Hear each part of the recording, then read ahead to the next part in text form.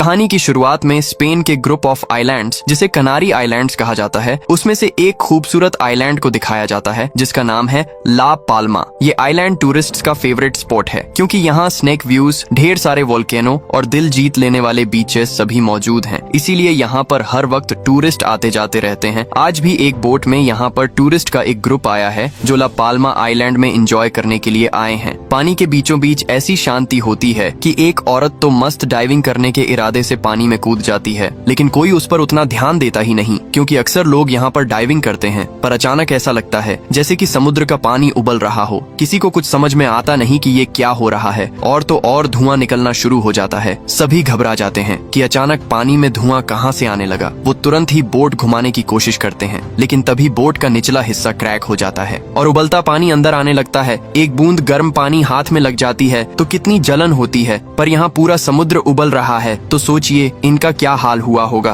कुछ ही देर में सारे टूरिस्ट उबल जाते हैं और पानी में डूबकर घिनौने तरीके से मर जाते हैं। फिर हमें सीधा ला पाल्मा के एक होटल को दिखाया जाता है जहाँ एक कपल और उनके 2 बच्चे आए होते हैं। पति का नाम है फ्रेडरिक और पत्नी का नाम है जेनिफर। इनकी बेटी का नाम है सोफिया और बेटे का नाम बर्नार्ड। वो यहाँ पर क्रिसमस हॉलिडे एंजॉय करने के लिए आए हुए हैं और खास बात ये है कि ये परिवार हर साल यहाँ पर आता है और यहाँ की प्राकृतिक खूबसूरती को एंजॉय करके जाते हैं। इसी वजह से उस होटल के स्टाफ इनको बखूबी जानते हैं और इनका स्वागत बड़े अच्छे से करते हैं। इस बार तो वो कहते भी हैं कि सर, आप हमारे रेगुलर कस्टमर बन चुके हैं, इसलिए इस साल हमने आपके लिए स्पेशल अरेंजमेंट किया हुआ है, और वो भी नॉर्मल रूम के रेट पे। ये सुनकर वो बड़े खुश हो जाते हैं कि हर साल आने का कुछ तो फायदा हुआ। वो उस स्पेशल रूम की चाबी लेकर चले जाते हैं। रूम बहुत ही बढ़िया होता है। वो कमरे को देखने लगते हैं तो सोफिया को एक ईयररिंग मिलता है। ये उस लड़की का ईयररिंग है जो कहानी की शुरुआत में डाइविंग करने के लिए बोट से कूदी थी। उसी का रूम इनको दिया गया है। यहाँ से सीधे आइलैंड के जियोलॉजिकल इंस्टीट्यूट को दिखाते हैं, जहाँ के स्टाफ इस आइलैंड में हो रही जियोलॉजिकल चेंजेस को मॉनिटर कर रहे होते हैं कि कहाँ पे ज्वालामुखी एक्टिव हो रहे हैं, कहाँ अर्थक्वेक होने वाला है। और ये है इस इंस्टीट्यूट की मेन जियोलॉजिस्ट जिसका नाम है मारिया। इन्हें न्यूज़पेपर्स के जरिए उस मिसिंग टूरिस्ट बोट का पता चलता है और न्यूज में छपा होता है कि वो एक एक्सीडेंट था जिसमें सारे टूरिस्टर्स मारे गए। पर इस इंस्टीट्यूट का हेड, जिसका नाम है हेनरी, उसे लगता है कि ये महज एक्सीडेंट तो नहीं हो सकता था, बल्कि जरूर कोई जियोलॉजिकल रीजन रहा होगा, यानी कि आइलैंड की धरती में कोई बदलाव आ रहा है और शायद ये किसी डिजास्टर की शुरुआत भी हो सकती है।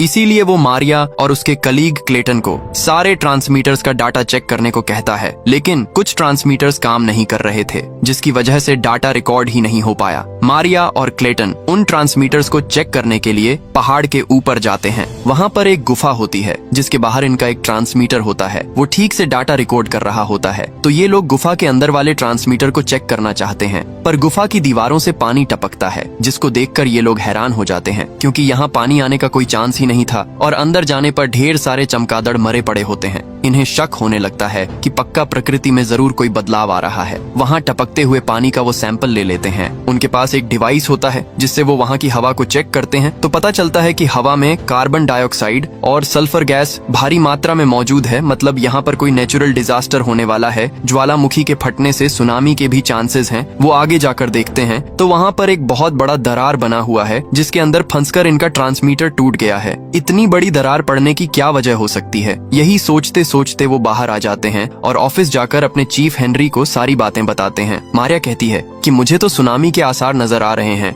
हमें आइलैंड के लोगों को वार्न कर देना चाहिए। पर हेनरी कहता है कि बिना ठोस प्रूफ और डाटा के हम यूं ही लोगों को यहाँ से नहीं भेज सकते, सभी हमें पागल कहेंगे, और अगर कल कोई डिजास्टर नहीं हुआ तो थोड़ा और डेटा कलेक्ट करो जिससे ये साफ पता चले कि कोई डिजास्टर होने भी वाला है या फिर नहीं। और तब क्लेटन मारिया को बताता है कि 3 साल पहले कुछ इसी तरह के लक्षण नजर आए थे और तब हमने बिना किसी ठोस डाटा के लोगों को वार्न किया और सभी को आइलैंड से दूर भेज दिया, लेकिन बाद में ऐसा कोई डिजास्टर हुआ ही नहीं। इसीलिए हेनरी डर रहा है कि कहीं इस बार भी हमारा मजाक ना बन जाए, क्योंकि अगर इस बार भी हमारी वार्निंग्स गलत निकली तो लोगों का तो हम पर से भरोसा ही उठ जाएगा। इसलिए हमें प्रॉपर रिसर्च करके ठीक ठीक समझना होगा कि आखिर यहाँ पर क्या होने जा रहा है। मारिया को भी ये बात ठीक लगती है और वो घर आ जाती है और अपने सिस्टम पर ये चेक करती है कि अगर बाय चांस सुनामी आ भी गया तो किस तरह का नुकसान होगा और किस हद तक होगा। तब उसका छोटा भाई आता है जिसका नाम ब्रेड है और ये एक ड्राइवर है। वो बताता है कि आज डाइविंग के दौरान मैंने हजारों की तादाद में कछुओं को दूसरी जगह माइग्रेट करते देखा था, लेकिन इससे पहले ऐसा कभी नहीं हुआ था। यहाँ से फ्रेडरिक और जेनिफर के परिवार को दिखाते हैं जो होटल के रेस्टोरेंट में बैठे लंच कर रहे होते हैं। इनका बेटा बर्नार्ड एक न्यूरो डाइवर्जेंट लड़का है,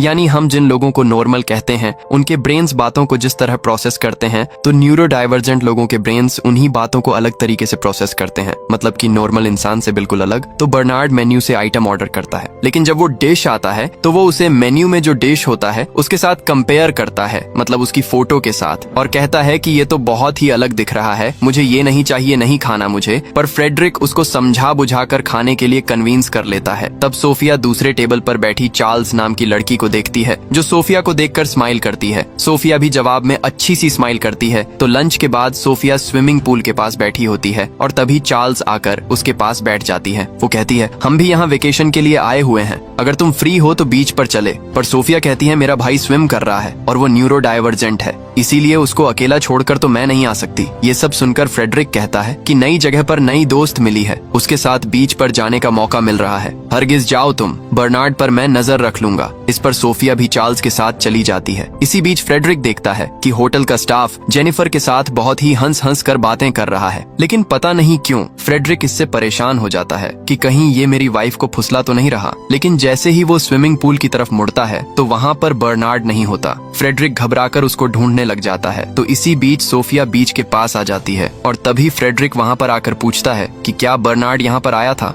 सोफिया भी डर जाती है। दोनों फिर हर तरफ उसे ढूंढने में लगे होते हैं। तब दूर एक पत्थर पर खड़ा बर्नार्ड समुद्र को देख रहा होता है। ये लोग भी उस पत्थर पर जाकर देखते हैं तो एक ही जगह पे ढेर सारे कछुए कहीं माइग्रेट करके जा रहे होते हैं। अगले सीन में वो कमरे में आ जाते हैं तो होटल का वही स्टाफ आकर जेनिफर से कहने लगता है कि मैंने आपके लोकल टूर के लिए बहुत ही बढ़िया गाड़ी अरेंज की हुई है। लेकिन ये सुनने के बाद फ्रेडरिक को और जलन होती है और स्टाफ के जाने के बाद वो जेनिफर पर बरस पड़ता है कि ये तुमसे इतना हंस के क्यों बात कर रहा था। लेकिन फिर इसी बात पर दोनों पे बहस शुरू हो जाती है, जिसे सुनकर बर्नार्ड और सोफिया परेशान हो जाते हैं। इसी बीच यहाँ इंस्टीट्यूट के हेड हेनरी को दिखाते हैं, जो इस आइलैंड के एक डॉक्टर से मिलने जाता है, जो उसे कुछ लाशों की फोटो दिखाता है। ये उन लोगों की फोटोज हैं जो शुरुआत में समुद्र के बीच उस बोट के क्रैक होने से डूब कर मर गए थे। डॉक्टर बताता है कि वो लोग समुद्र में डूबने से नहीं मरे थे, बल्कि उबलते पानी में जलकर मरे थे। मतलब मैं दावे के साथ कह सकता हूँ कि उस वक्त समुद्र का पानी उबल रहा था और फिर उनके शरीर में कई सारे टॉक्सिक गैसेस चले गए, इसी वजह से उनकी मौत हुई। ये कहने के बाद तो वो हेनरी को और भी कई अच्छी अच्छी डिटेल्स दिखाता है। ये सब जानकर हेनरी हो जाता है चौकन्ना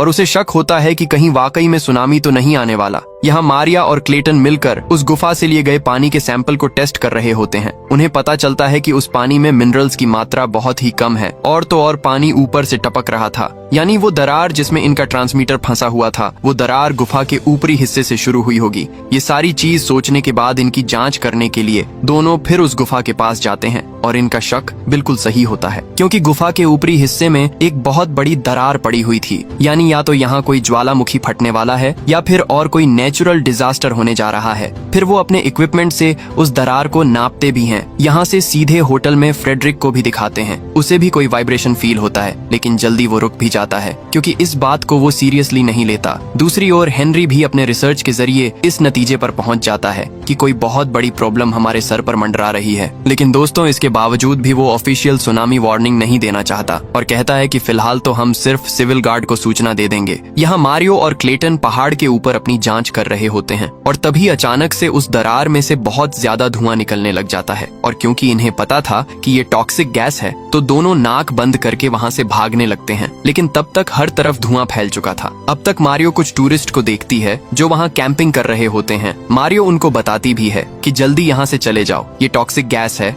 इसलिए ज्यादा सांस मत लो और एक कपड़ा पानी में भिगोकर उससे नाक बांध लो। उन्हें इंस्ट्रक्शंस देकर मारिया भी वहाँ से भागती है, लेकिन धुआं तो इतना घना होता है कि आगे कुछ दिखाई ही नहीं देता। इसी वजह से मारिया एक जगह फिसल कर गिर जाती है। तभी कुछ देर में मारिया को इल्यूजन आता है, जैसे वो पानी में डूब रही हो। वो एकदम से चौंक कर उठती है तो वो हॉस्पिटल में होती है। तब हेनरी उसे बताता है कि एंड वक्त पर हमने तुम्हें बचा लिया था, क्लेटन ने उस गैस को ज्यादा इनहेल कर लिया था, इसलिए वो कोमा में है। और तो और 2 टूरिस्ट भी मर गए। मारिया कहती है, देखो मैंने तुम्हें पहले ही कह दिया था कि वार्निंग दे दो। खैर अब सबको सबूत मिल चुका है, तुरंत मेयर को इन्फॉर्मेशन दे दो। लेकिन हेनरी अब भी यही कहता है कि गैस सिर्फ उसी जगह पर फैला हुआ है और वो अपने आप ढल जाएगी, थोड़ा वेट कर लेते हैं। इसके बाद तो मारियो को इतना गुस्सा आता है और वो कहती है, क्या आप जानते हैं कि मेरी माँ सुनामी में मारी गई थी? आप जैसे सरकारी ऑफिसर ने अगर इस तरह के लक्षणों के बारे में पहले अनाउंस कर दिया होता तो शायद मेरी माँ आज जिंदा होती और उन जैसे कई लोग बच जाते। प्लीज अब की बार बाकी ऑफिसर को इन्फॉर्म कर दीजिए, लोगों के साथ इस तरह जान का खिलवाड़ मत कीजिए। मारिया बहुत रिक्वेस्ट करती है पर हेनरी आखिर तक अपनी बात पर अड़ा रहता है। फिर मारिया तुरंत अपने भाई ब्रेड को कॉल करती है। वो कहता है कि मैं समुद्र के बीच में हूँ और डाइविंग कर रहा हूँ। मारिया उसे सब समझाती है और कहती है कि डाइविंग मत करो और तुरंत घर चले जाओ। ब्रेड भी उसकी बात को समझ जाता है और तट पे आ जाता है। यहाँ से सोफिया और चार्ल्स को दिखाते हैं जो बीच पर बैठे बातें कर रहे होते हैं। तब एक लड़का चार्ल्स को बुलाता है और उससे बातें करने लगता है। ये देखने के बाद सोफिया चार्ल्स के बारे में थोड़ा पजेसिव हो जाती है और तब हमें पता चलता है कि वो गे है और चार्ल्स से प्यार करने लगी है। यहाँ जेनिफर और फ्रेडरिक के बीच सुलह हो जाती है। अब दोनों पहाड़ पर जाकर वहाँ का नजारा एंजॉय करने का प्लान बनाते हैं। लेकिन तब एक आदमी बताता है कि वहाँ मत जाइए, सुना है कोई खतरनाक गैस निकल रहा है वहाँ और उस गैस को ब्रीथ करने से 2 टूरिस्ट लोगों की जान चली गई। वैसे भी एक बार आपका बेटा तो खो भी चुका है, अच्छा हुआ मिल गया, इसलिए पहाड़ पर जाने के बजाय अपने बेटे का ध्यान रखिए। अब ये सुनकर जेनिफर को गुस्सा आ जाता है क्योंकि उसे नहीं पता था कि ब्रैड खो भी गया था। कमरे में आकर वो फ्रेडरिक को काफी सुनाती भी है कि तुमने अपने बेटे पर नजर नहीं रखी, क्या कर रहे थे तुम? तुम्हें तो अच्छे से पता है ना कि वो नॉर्मल बच्चा नहीं है, हमें उसका खास ध्यान रखना होता है। तुम्हें पता था,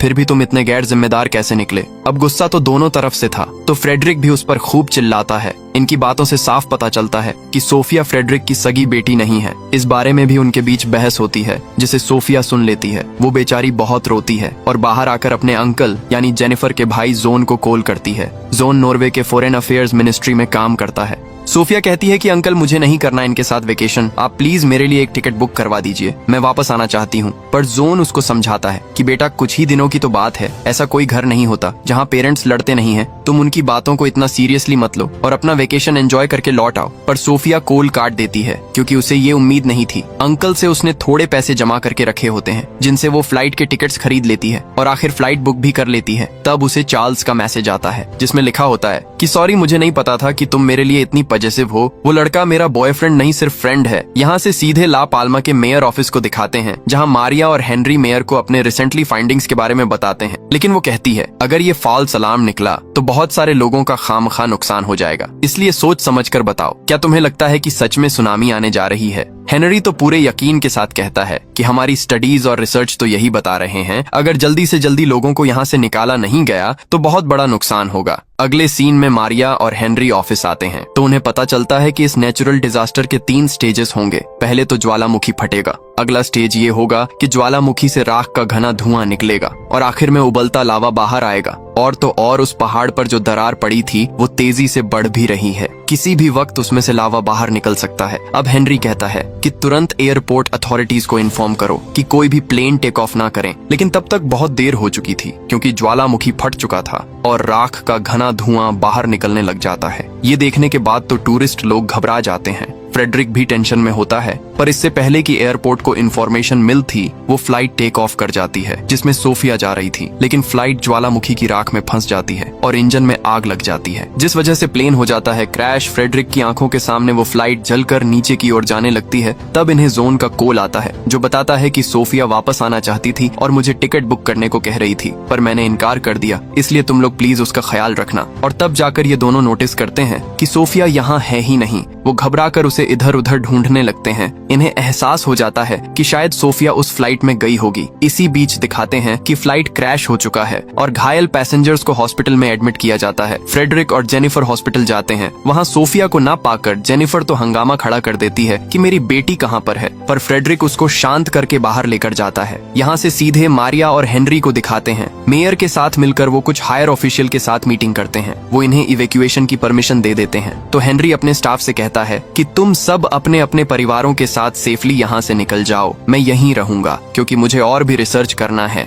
मारिया समझ जाती है कि हेनरी तो नहीं आने वाला और वो इंस्टीट्यूट से निकल जाती है। घर आकर वो ब्रेड को कॉल करती है लेकिन वो कॉल नहीं उठाता। यहाँ फ्रेडरिक और जेनिफर उस फ्लाइट के पैसेंजर्स लिस्ट को चेक करती है लेकिन सोफिया का नाम लिस्ट में होता ही नहीं। तब जाकर इनको राहत मिलती है, मतलब सोफिया उस फ्लाइट में गई ही नहीं थी। दोनों टेंशन में घर आते हैं तो सोफिया वहाँ बैठी होती है। उसको देखकर दोनों उसे गले लगा लेते हैं। बहुत इमोशनल होते हैं दोनों और कहते हैं कि बेटा, आइंदा तुम्हारा दिल कभी नहीं दुखाएंगे हम, पर प्लीज कभी इस कदर हमें छोड़कर मत जाना। उस रात सोफिया स्विमिंग पूल के पास बैठी होती है और तब चार्ल्स वहाँ पर आती है। सोफिया कहती है कि तुम्हारे मैसेज की वजह से ही मैं जिंदा हूँ। अगर तुमने वो मैसेज नहीं किया होता तो शायद मैं अभी फ्लाइट में चली जाती और जिंदा नहीं बचती। चार्ल्स भी इमोशनल हो जाती है और यहाँ पर दोनों किस कर लेते हैं। यहाँ मारिया को पता चलता है कि उसका भाई ब्रैड एक बार में है और वो वहाँ पर चली जाती है। वहाँ पुलिस एक लड़के को पकड़कर लेकर जा रही होती है और मारिया को लगता है कि वो उसका भाई है। पुलिस उसे रोकती भी है लेकिन वो पुलिस से भीड़ जाती है, पर आखिर में पता चलता है कि वो ब्रैड नहीं कोई और है।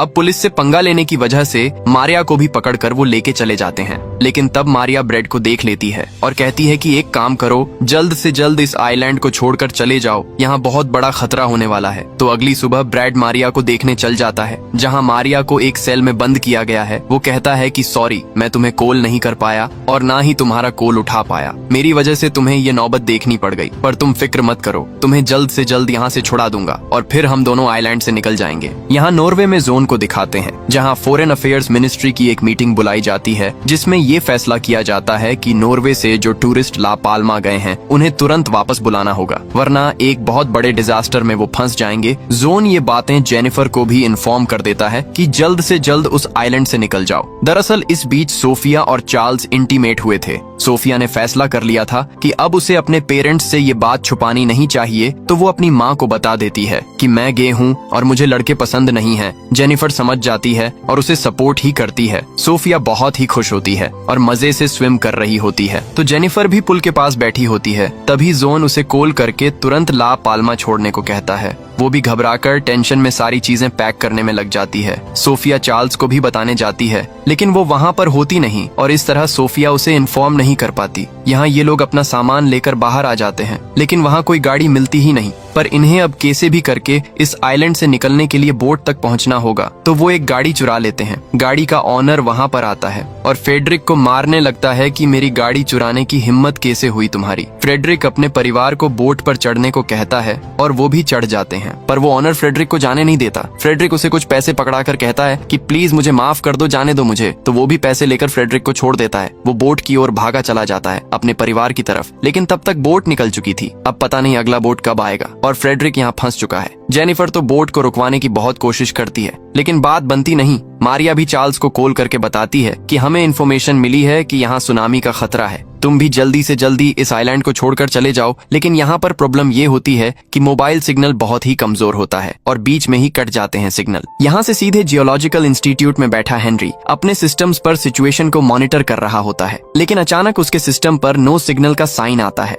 मतलब कोई भी ट्रांसमीटर काम नहीं कर रहा। बस वो समझ जाता है कि सुनामी वक्त से पहले आने वाला है। वो तुरंत ही हायर ऑफिशियल्स को इन्फॉर्म कर देता है कि जल्दी हर तरफ वार्निंग अलार्म्स बजाना शुरू कर दो ताकि लोग यहाँ से भाग जाएं। और न सिर्फ होटल में बल्कि हॉस्पिटल में जो टूरिस्ट थे वो भी टेंशन में आ जाते हैं। तभी क्लेटन जो कोमा में था उसे होश आ जाता है और वो चौंक जाता है कि यहाँ पर हुआ क्या है, हर तरफ इतनी हलचल क्यों हो रही है। फिर यहाँ बहुत देर के बाद एक बोट आती है तो फ्रेडरिक उसमें चढ़ जाता है। बोट पूरा भर चुका था। ऐसे में एक औरत एक बेबी को लेकर आती है, पर कोई उसे अपनी जगह नहीं देना चाहता, तो फ्रेडरिक बोट से उतरकर उस औरत को जगह दे देता है। और यहाँ पुलिस स्टेशन में ब्रेड मारिया को छुड़ाने की बहुत कोशिश करता है कि इमरजेंसी सिचुएशन है, देखिए इस आइलैंड में सुनामी आने वाला है, मेरी बहन को छोड़ दो। पर ये लोग इस हालत में भी रूल्स बताने लगते हैं कि नहीं छोड़ा जाएगा क्योंकि हमें ऐसी कोई इन्फॉर्मेशन मिली ही नहीं है। इसी बीच क्लेटन ऑफिस आ जाता है जहाँ हेनरी के अलावा और कोई है ही नहीं। असल में हेनरी यहाँ पर इसलिए रुका हुआ है क्योंकि उसे ये लगता है कि ऐसे डिजास्टर्स बार बार नहीं आते, हजारों सालों में एक बार आते हैं और वो इस इवेंट को मिस नहीं करना चाहता, क्योंकि अगर वो बच निकला तो न जाने फिर किस जन्म में ये दृश्य देखने को मिलेगा। इसलिए वो यहाँ पर टिका हुआ है। क्लेटन भी उसी की तरह सोचता है और कहता है मैं भी यहीं रहकर अपना अंत देखूंगा, लेकिन एक काम करते हैं, उससे पहले हम एक इंटरेस्टिंग ट्रिप पे निकलेंगे। ये कहकर दोनों ड्रिंक करने लग जाते हैं। दूसरी ओर सरकार लोगों को निकालने में लगी होती है। हर इंटरनेशनल न्यूज चैनल पर इस सुनामी की खबरों के बारे में सब कुछ दिखाते हैं। अब यहाँ जोन को लगता है कि जब तक मेरी बहन और उसका परिवार वहाँ से निकलता है तब तक कहीं सुनामी ना आ जाए। वो अपने सीनियर से दरख्वास्त करता है कि प्लीज मेरी फैमिली को वहाँ से निकालने के लिए कोई रास्ता हो तो बताइए। पर वो जोन को डांट देती है कि जो बात बहुत कॉन्फिडेंशियल थी उसे तुमने अपने परिवार के साथ शेयर कर दिया और अब मुझसे मदद की उम्मीद भी रखते हो। जिस तरह दूसरे लोगों को बचाया जा रहा है उसी तरह तुम्हारे परिवार को भी बचाया जाएगा, इसलिए आगे मुझसे और कोई उम्मीद मत रखना। अब जोन समझ जाता है कि जेनिफर के परिवार को बचाने के लिए उसे ही कोई ना कोई तरकीब निकालनी पड़ेगी। वो अपने एक दोस्त से मिलता है जो कि वेब्स पर रिसर्च करता है। यहाँ फ्रेडरिक ला पाल्मा में फंसा हुआ है। उसने बेचारे ने आखिरी बोट भी छोड़ दी थी और अब यहाँ पर कोई बोट नहीं आने वाली। वो उम्मीद खोकर बैठ जाता है कि खत्म हो गया सब कुछ। ला पाल्मा का एयरपोर्ट तो बंद हो चुका है, इसलिए ये बोट इन टूरिस्ट्स को दूसरी जगह के एयरपोर्ट पर पहुंचाएगी और फिर वहां से वो अपनी अपनी लोकेशन पर जाएंगे। फ्रेडरिक समझ जाता है कि अब उसके बचने का कोई चांस नहीं। वो जेनिफर को कॉल करता है ताकि आखिरी बार उससे और बच्चों से बात की जाए, लेकिन सिग्नल बीच में कट हो जाता है। इसी बीच पुलिस स्टेशन को सुनामी के बारे में इंफॉर्मेशन मिल जाती है और पुलिस वाले तुरंत स्टेशन से भाग जाते हैं। अब ब्रैड मारिया के सेल की चाबी को लेकर उसे खोल देता है। इसी बीच बाकी कैदी भी बच निकलते हैं। मारिया और ब्रैड जल्दी से बाहर निकलते हैं तो उस ज्वालामुखी को फटते हुए देखते हैं। लावा बिल्कुल नीचे तक आ चुका था। दोनों वहां से भागते हैं और रास्ते में बैठे फ्रेडरिक को देखते हैं। ब्रैड कहता है कि हमें तुरंत ही आइलैंड छोड़कर जाना होगा। फ्रेडरिक पूछता है कि जाओगे कैसे? आखिरी बोट तो जा चुकी है। ब्रैड कहता है कि मैं डाइवर हूँ और मेरे पास एक बोट है, आप एक काम कीजिए, हमारे साथ चलिए। तो फ्रेडरिक भी उनके साथ चल देता है। तीनों बोट के पास आते हैं, लेकिन तब जेल से बचा हुआ एक कैदी वहां गन लेकर आता है और इन्हें धमकाता है कि बोट मुझे दे दो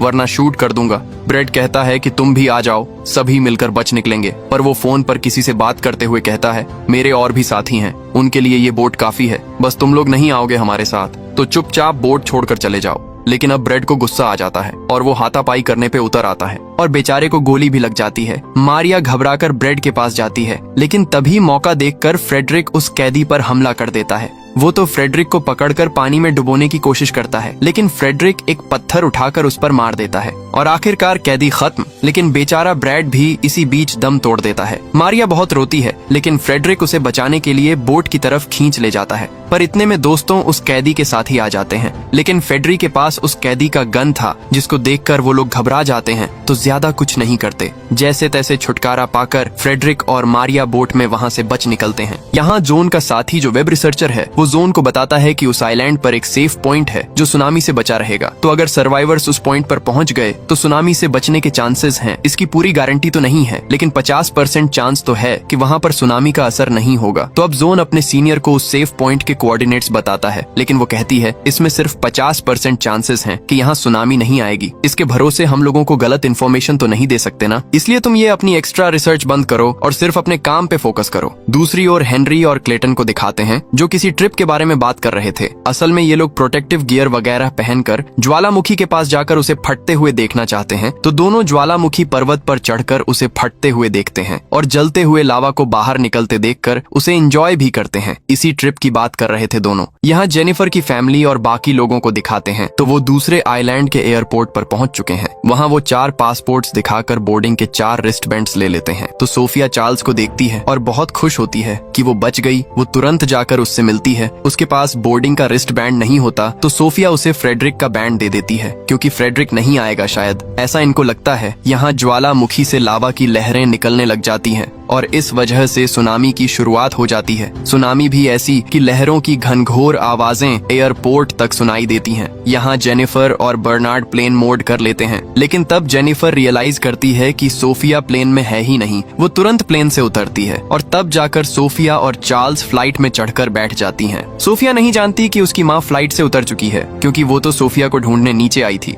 यहाँ से फ्रेडरिक और मारिया को दिखाते हैं जो बोट में जा रहे होते हैं, लेकिन सुनामी को आते देखकर वो समझ जाते हैं कि अब बचने का कोई रास्ता है ही नहीं। दूसरी ओर जोन किसी भी तरह ला पाल्मा के लोगों को उस सेफ पॉइंट के बारे में बताना चाहता है, क्योंकि वो ज्यादा से ज्यादा लोगों की जान बचाना चाहता है। और उसी वक्त उसकी सीनियर एक प्रेस मीटिंग में बात कर रही होती है। तभी जोन बीच में घुसकर उस सेफ पॉइंट के लोकेशन कोऑर्डिनेट्स को दिखाकर कहता है कि अगर ला पाल्मा आइलैंड पर कोई फंसा हुआ है तो प्लीज इस लोकेशन पर चले जाइए, ये सेफ जगह है। ये खबर अब हर जगह मीडिया में फैल जाती है। हर किसी के मोबाइल पर ये कोऑर्डिनेट्स फॉरवर्ड्स किए जाते हैं। जेनिफर के फोन पर भी वो मैसेज आता है, लेकिन इतने में सिग्नल कट हो जाता है। और तो और जेनिफर को समझ नहीं आता कि वो क्या कोऑर्डिनेट्स हैं और मैप में उसको कैसे देखना होता है। पर बर्नार्ड को इन बातों में बहुत ही इंटरेस्ट है, तो वो उस लोकेशन कोऑर्डिनेट्स को देखकर मैप में एक जगह को मार्क करता है कि यही वो सेफ पॉइंट है। दोनों उसी लोकेशन की ओर भागते हैं तो मारिया को भी वो मैसेज मिलता है, तो वो भी फ्रेडरिक के साथ उसी ओर जाने लगती है। और इनकी बोट के पीछे बहुत बड़ी और ऊंची लहर उड़ती उड़ती और तेजी से आ रही है। वो बड़ी लहर इन्हें अपनी चपेट में लेने वाली होती है, लेकिन दूसरी तरफ से एक और लहर उस लहर से टकरा जाती है,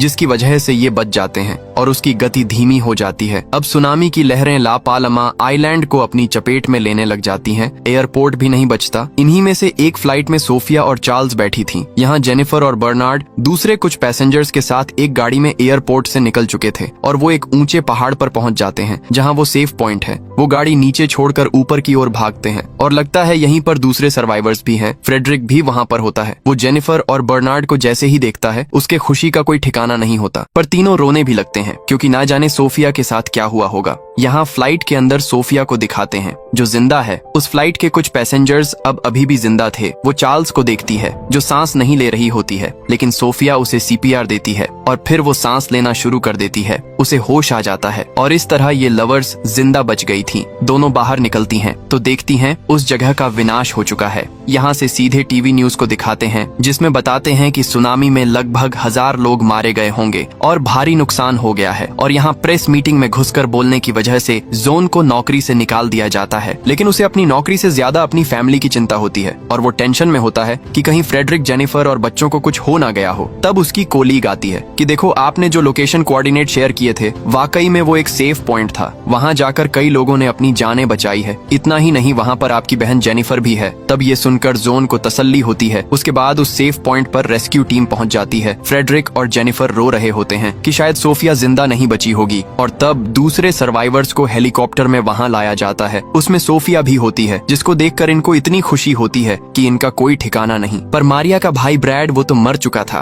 तो मारिया अपने भाई की याद में बोट लेकर समुद्र के बीच जाती है और अपने भाई की तरह डाइव करती है और समुद्र की गहराइयों में छुप जाती है। प्रकृति की खूबसूरती को निहारने लगती है। उसका भाई हमेशा कहता था कि ऐसा कुछ नहीं है जो प्रकृति हमें नहीं दे सकती, हमें नहीं सिखाती। वो खुद हमें बताती है कि आगे क्या होने जा रहा है। डिजास्टर के लक्षण भी खुद प्रकृति हमें बताती है। तो अगर हम उन लक्षणों को ध्यान से देखें और समझे तो ऐसे खतरों से बच सकते हैं। अपने भाई के इन्हीं शब्दों को सोचकर मारिया इमोशनल होती है और इसी सीन के साथ ये कहानी यहीं पर खत्म हो जाती है। दोस्तों, आपको वीडियो कैसी लगी लाइक और कमेंट करके जरूर बताना। मिलते हैं अगली शानदार वीडियो में। तब तक के लिए सब्सक्राइब बटन दबा दो।